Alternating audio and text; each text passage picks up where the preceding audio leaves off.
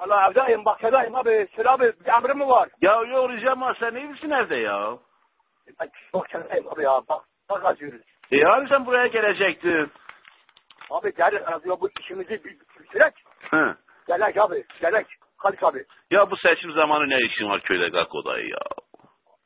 Seçimden tamam da yani şeyimizde abi şey ha bu mecburi ha mecburi bura. Sen dün gittin Ekmeğimiz da, ekmeğimiz da.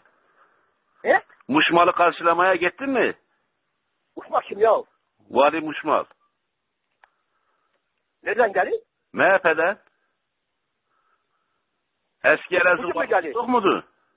He? Eski Elazığ valisi. Ha. O da sizin partiye gelmiş. Valla benim öyle şeyim yok, sen birisi, ben koymuşum birisi abi. Nasıl sen okuyun bilin? Bu sizin parti MHP'den mi? Ha, ben partimde ben öyle karşılama etmem. Gitmezsin. Yapmam. Ya yok. Bu nasıl Yapmam iş? öyle. Elazığlara vermişler, Vali Muşmal'a vermişler. Nasıl? Birinci sırayı. Kazanmayacaklar ya. Onun için değil mi? Tabii canım. Mustafa Gül duruyor, Enver Erdem duruyor, götürüyor Vali Muşmal'a verirler. Başka kim var? Mustafa Gül var. Enver Mustafa Erdem Gül? var. He. Birinci sıra kim? İkinci sıra. Vali Muşmal. O Muşmal'a bir şey söyle. Söyle ki He. 1978'de Hı. Elazığ'da Hı. solcular Evet. Postakana'nın önünde yürüyüş yaptıkları zaman Evet.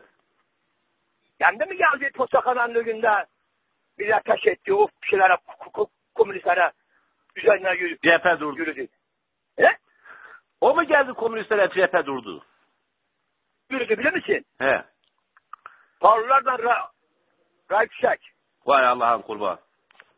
Şeref tanışım Allah'ıma. Doğru söylüyorsun. Aynen öyle. Allah diyeyim abi ya. Komünistler bu şehre giremediyse Pavların yüzünden giremez zaten. Kalk odayı.